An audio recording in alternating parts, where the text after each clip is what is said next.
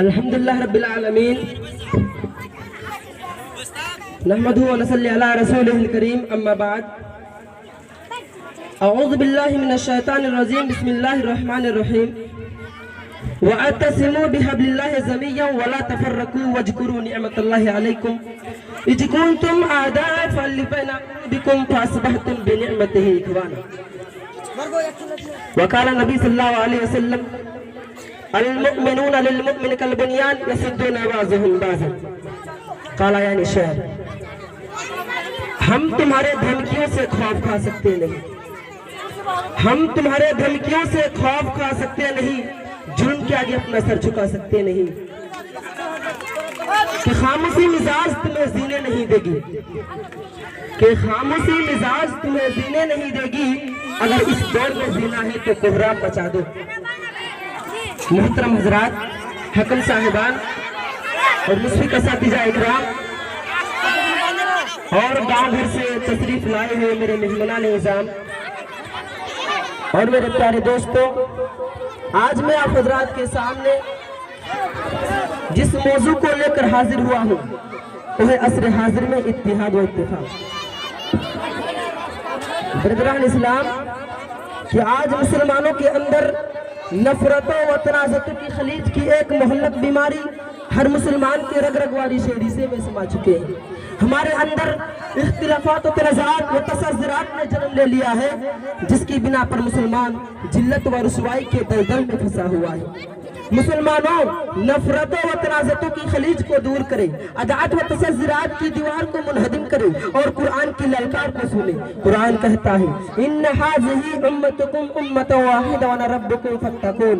जब कुरान हमें एक कह रहा है, रसूल का फरमान ये बता रहा है कि हम एक ही जिस्म के मानिंद हैं, तो फिर हमारे अंदर इख्तिलाफात ने जन्म क्यों लिया, हमारे अंदर तनाज़ात व तसज़्ज़ुरात पैदा क्यों हुए, हम अलग अलग और मुनफरद क्यों है, इसकी वजह क्या है? मोहतरम हजरात, सामईन इकराम, आज जो हम तमाम मुसलमानों के ऊपर हमारे कुछ दिन पहले हमारे भारत के वजीर आला यानी प्रधानमंत्री और गृह मंत्री ने मिलकर CAA, NRC और NPR ये सब काला कानून मुसलमानों को निशाना बनाकर लाया था। ये कानून हमारे नबी अकरम सल्लल्लाहु अलैहि वसल्लम के जमाने में भी आए थे।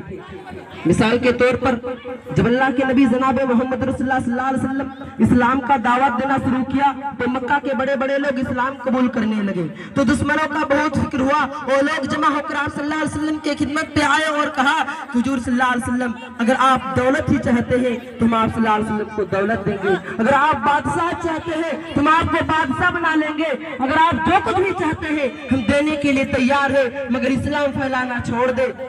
हुजूर सल्लल्लाहु अलैहि वसल्लम ने फरमाया, ऐ लोगों, तुम माल व दौलत की बातें करते हो, मुझे बादशाहत का लालच देते हो, खुदा की कसम मेरे एक हाथ में चांद और दूसरे हाथ में सूरज मिलाकर रख दोगे, फिर भी मैं इस्लाम फैलाना नहीं छोड़ूंगा।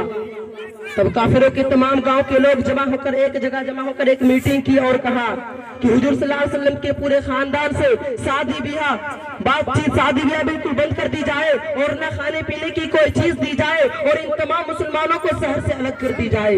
इन सब मुशरिकीन का सरदार अबू जहल था। ये सब कानून लिखकर खाना काबा के दरवाजे पर लटका दिया और उसमें यह भी लिखा कि जो शख्स मुसलमानों का हमदर्दी करेगा हम उसे भी शहर से अलग कर देंगे। तो हुजूर सल्लल्लाहु अलैहि वसल्लम अपने सब साथियों को लेकर मक्का से बाहर एक घाटी में चले गए। वह खाने पीने की कोई चीज न मिलती थी। पहले जो कुछ भी अपने साथ लाए थे खाते पीते, फिर धीरे धीरे सब कुछ खत्म हो गया और मक्का से जाकर कोई चीज भी नहीं ला सकते थे, इसीलिए कि वह बाइकाट लगा रखी थी।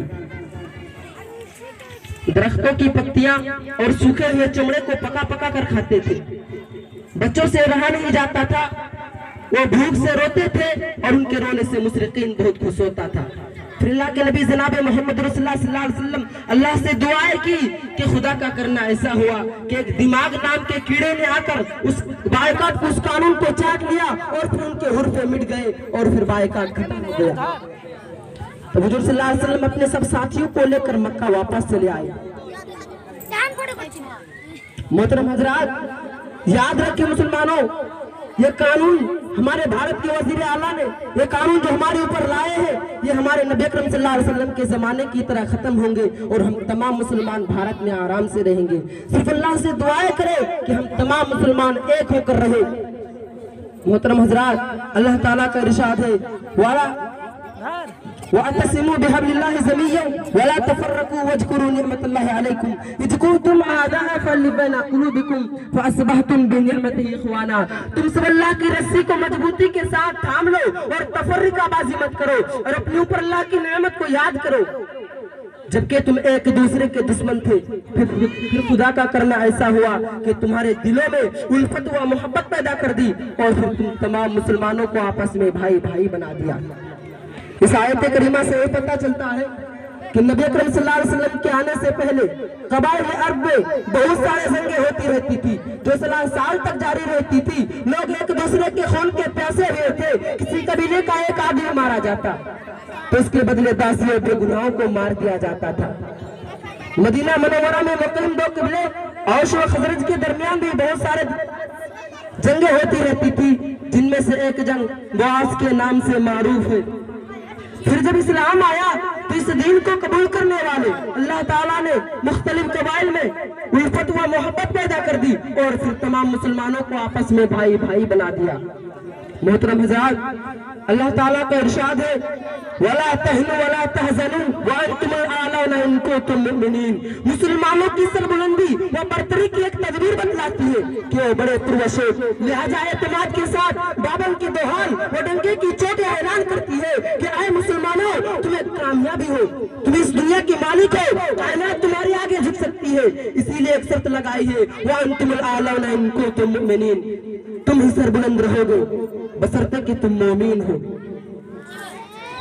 تاریخ مسلمان کے لیے گواہ ہے کہ جنگ بدر کی مثال پیش کرتی ہے کہ جنگ بدر میں جو کامیابی ہوئی وہ صرف اللہ سے رشتے کی مضبوطی کے بنیاد پر ہوئی، ورنہ اگر کامیابی ہوتا تو کفار مکہ کی ہوتا، کیونکہ وہ تقریباً 1000 تھے اور وہ بڑے جوش و خروش کے ساتھ آئے تھے اور ادارے بیچارے مسلمان کی کل تعداد 313 تھے، لیکن فتح و کامیابی مسلمانوں کی ہی ہوئی۔ محترم حضرات، اعمال کے اعتبار سے حضرت عبداللہ بن عمر رضی اللہ عنہ کے قول سے معلوم ہوتا ہے کہ نبی اکرم صلی اللہ علیہ وسلم نے فرمایا اعمالکم اموالکم، جیسے تمہارے عمل ویسے تمہارے حق ہیں۔ مسلمانوں ذرا غور کرو، آج ہماری اعمال کی کمی ہونے کی وجہ سے ہمارے اوپر اللہ تعالیٰ نے ظالم بادشاہ کو مسلط کیا ہے، اور وہ ظالم بادشاہ کون ہے؟ ہمارے پردھان منتری۔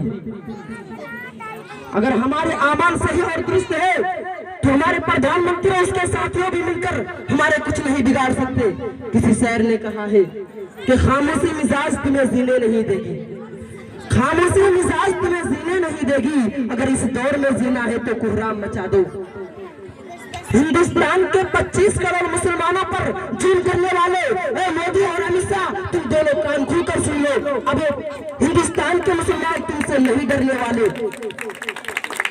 کسی شاعر نے کہا ہے کہ ہم تمہارے دھمکیوں سے خوف کھا سکتے نہیں، ہم تمہارے دھمکیوں سے خوف کھا سکتے نہیں، جھوم کے آگے اپنا سر جھکا سکتے نہیں۔ برادران اسلام، اور تم پر اللہ کی عذاب آئے گی، جس طرح فرعون و نمرود پر آئے تھے وہ فنا و برباد ہو گئے تھے، اسی طرح تم دونوں پر بھی آئیں گے اور تم دونوں بھی فنا و برباد ہو جاؤ گے۔ محترم حضرات، سامعین کرام، کہ ایک مسلمان کے لیے دوسرے مسلمان پر کئی حقوق ہیں۔